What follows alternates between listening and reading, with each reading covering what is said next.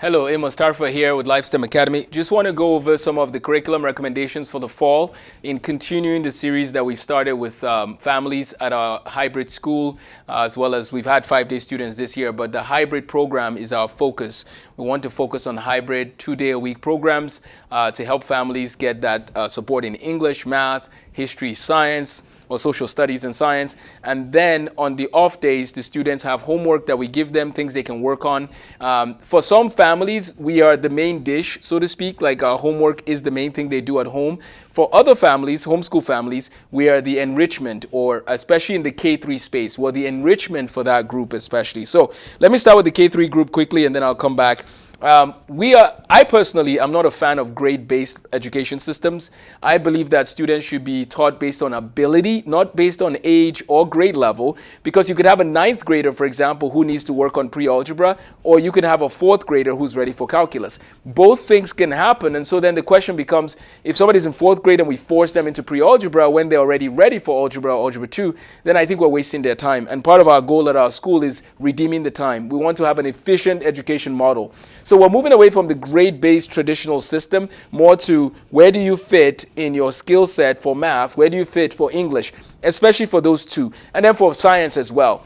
Some people are in 11th grade and they're not ready for physics. They need more time to build their math skills, for example. So I will do another video going over what that looks like, but in general, just expect that if somebody's a non-reader, right, that would be level 1 for English. That means that this will be typically students in kindergarten or those who are a little older, and not just 4, but later, like an older 4-year-old, so to speak. So some of those guys will qualify for our level 1 English program, and so that's the first level, is a English program there. So let's talk about the first level. So the first level, we're looking at non-readers, we're looking at people working on counting, basic addition. And so this math section is pretty straightforward to explain. We go from basic math all the way to calculus. That's how we roll at our school. We call it counting to calculus. So the math program I put together takes you from basic math all the way to calculus. We put you here based on where you test, right? Or how comfortable you are with concepts. So if we have 4 levels, for example,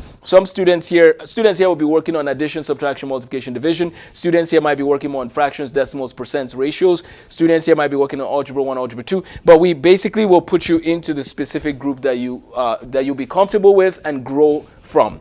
Some of our students use Math Mammoth. We have Singapore Math. People use Singapore Math. Math you see. And then we have pre-algebra, algebra 1, algebra 2, geometry, trigonometry, as well as calculus. We give students the chance to CLEP, meaning that when they take college algebra, pre-calc, or calc, they can actually get college credit. Even if you're in 6th grade and you're ready to CLEP, we get you the college credits in 6th or 7th grade. It doesn't matter. We are all about helping people master and keep moving forward. So that's the math path. It's very straightforward. Those who are in the level 1 and 2, so think about elementary school concepts. They're doing general science using J. Wiles, Science in the Beginning, Science in the Ancient World, Science in the Scientific Revolution. That series. We are focusing on Science in the Scientific Revolution right now. That's been the focus for this year, and we'll probably finish that out first before we start Science in the Industrial Revolution or Science in the Age of Reason. So I'll do a recap here in a second. And then social studies, we have geography, we have government and civics, we have U.S. history. U.S. history is the main focus for our middle school, high school next year. And so those who are finishing up elementary school, middle school, or high school, you can expect to be doing U.S. history. We do have a day or a series of days I call curriculum days, where I want to have interactions with families to see, like, do we have a lot of people who are leaning way more to Bob Jones' U.S. history, or people who are leaning more to Nordgrass? We're flexible with those. Now, we're going to do our best to raise the bar. We don't allow any curriculum to limit how far we want to go in learning concepts. And so please know that just because we have a curriculum selected doesn't mean that we think it's the best thing, since sliced bread. I don't know if people still say that. But we will use whatever curriculum we need as a guide for everybody. But then you can always supplement. You can always go above and beyond. Textbooks are just tools. That's all they are. They should never limit how deep or how well students are learning. So U.S. history, though, is the focus. And we have U.S. History CLEP prep that will be built into our US History. Everyone who takes US History can get college credit for it, especially for middle school and high school. So let's do a quick recap. We have at least 4 levels, actually 5 levels. Some of our students here are just going to be doing college courses, and that's fine, college CLEP preparation. So that's fine for that level 5, level 6. That's what happens when you get down the list here. But we have non-readers for English. They will be in level 1. Once you're able to read, you're now in level 2, and these could be elementary school students in 1st or 2nd grade. And then we have IEW, which is the Wonders of Science. That's what we're doing for our 4th and 5th graders. Age-wise, again, this is just an approximation. If a student is not ready, then they will work in level 1 or level 2, depending on where they are. The Good and the Beautiful, by the way, is a good resource for the youngest students who are trying to work on their language arts. So the Good and the Beautiful has a great material there. But for our students who are technically 4th and 5th graders, they will be doing Wonders of Science, for their IEW book, and then they will be doing the Nose Tree Fix It, and then we'll select some literature books for them that will be tied to that US history, because they're also going to be doing some US history. All our students are going to get comfortable with geography, though, US geography, because it doesn't make sense to live in America and not know the 50 states, the capitals, and things like that. They should also know all the presidents. These are things that every LifeSTEM Academy student should know. Every American should know these things, but especially if you attend our school, we expect you to meet a certain standard. It's really sad, but American education, I've said it before, I say it again, a lot of it is really a joke. We play games. We don't focus on helping people learn well. And the data is out there. So many kids who are behind, and sometimes it's the system that doesn't give them the tools to get where they need to get to. Or maybe they haven't mastered principles and we're throwing them into certain concepts. That's not the way to teach people things if they haven't mastered what they need to master. How do they deal with the mastery problem in Nigeria, for example? The way they deal with that is that if you haven't mastered a math sort of class and you get an F, for example, you repeat the whole grade level again, right? We have consequences in Nigeria, and India does the same, and we could go on and on. Many countries have consequences, and somewhere along the line, America has got into this idea of we're not going to impose consequences because we don't want Johnny to feel bad. We don't want Cynthia to feel bad. We need to stop allowing emotions to drive our education system. We need kids to learn well, master concepts before they move on. That's what we need to do. And anyways, that's my 2 cents. Back to, now if you haven't seen it already, I do have a series called Education Revolution, where I go over different concepts and ways to help families help their children flourish. We want every kid to graduate from LifeSTEM. If they stay till 12th grade, we want them to graduate with 60 college credits minimum. That's the minimum. That's the path where they were chilling, taking summers off. If a child comes to us and says, give me the best you have and take me as far as you want me to go in school, we can get you 3 years of your undergraduate degree covered before you graduate 12th grade, or maybe shortly after that. We could get you that if you really mean it, meaning that you only have 1 year to do in a 4-year college to complete your 4-year degree. This is especially the case in chemistry, physics, and math. If you want to go into any of those fields, we will give you a good dose of math and chemistry and physics. So that's my dream. Even if you live in other states, in Texas, in Dallas, wherever you live, you can do this plan. So email me if you're interested. I have a quick note I'm going to mention actually while we're on this at the end of my video. But so we want every student to master the principles they need to master as they go along the journey. We do not judge things based on grade level or age necessarily, especially math and English. We judge it based on your mastery. Where are you? And then we help you.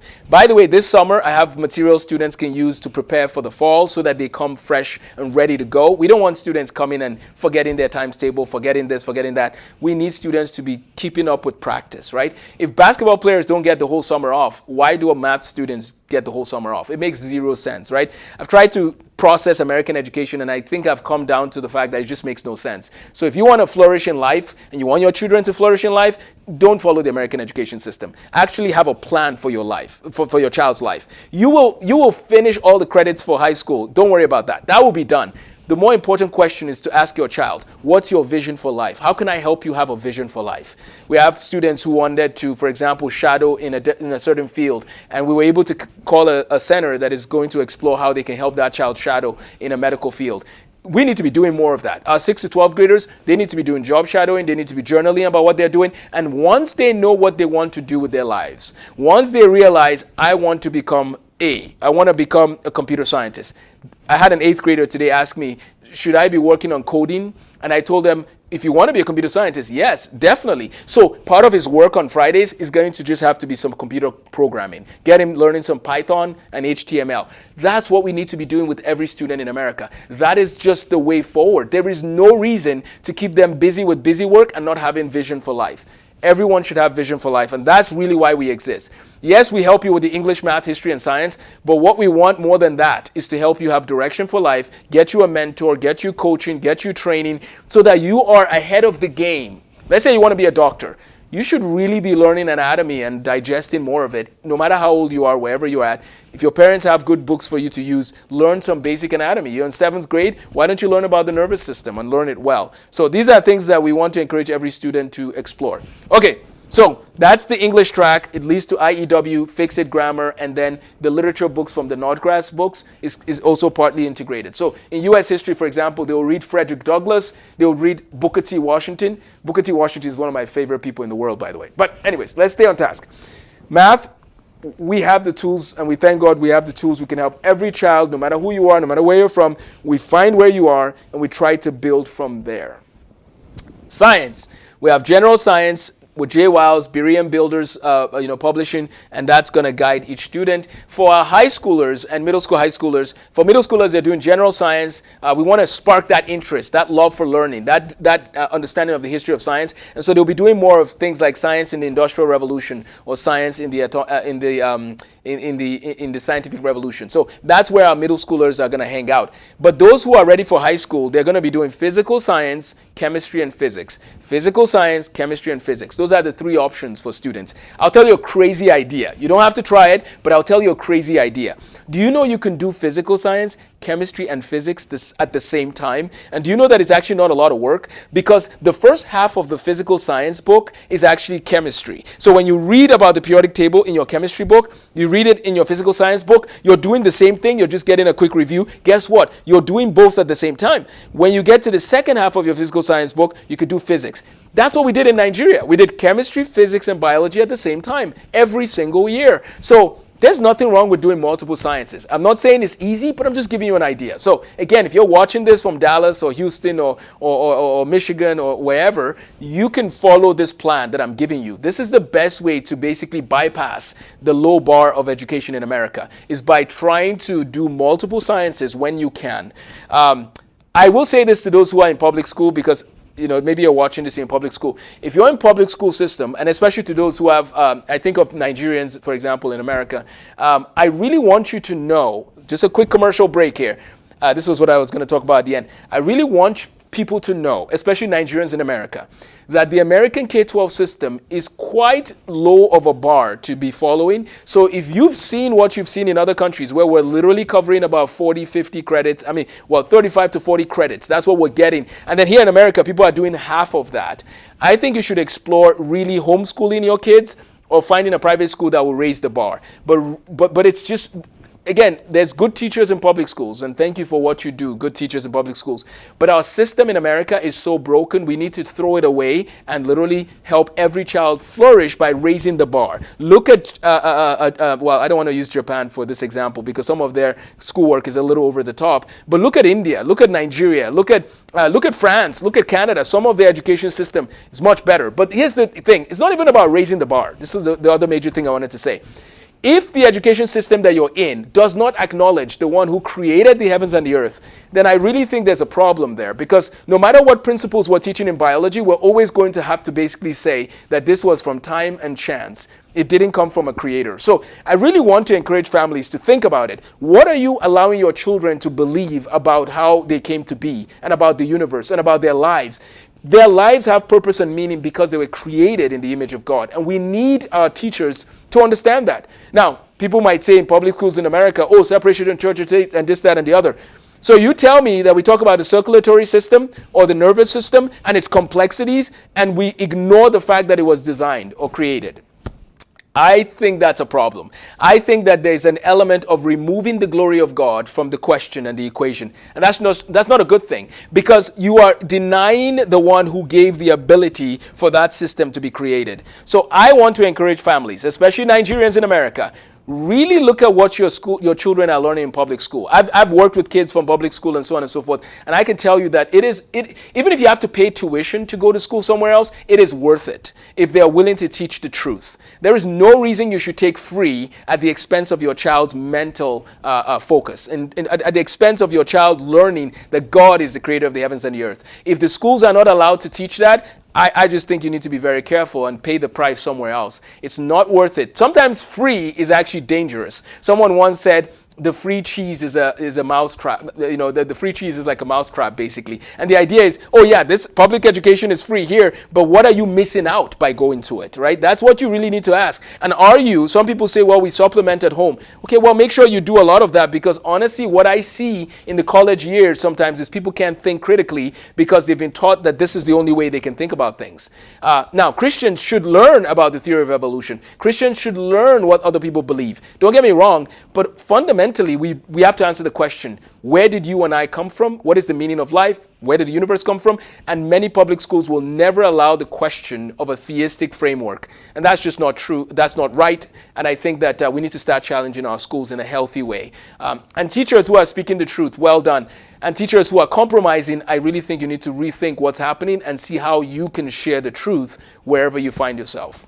Okay, so that's science. A lot of science discussion there. Chemistry, physical science, and physics are the main science courses for next year. And lastly, we're doing U.S. history as our focus for next year. Thanks for watching this video. Please feel free to subscribe. I'll put a document with all these courses and these books as well. Email me if you have any questions. Take care and have a blessed day.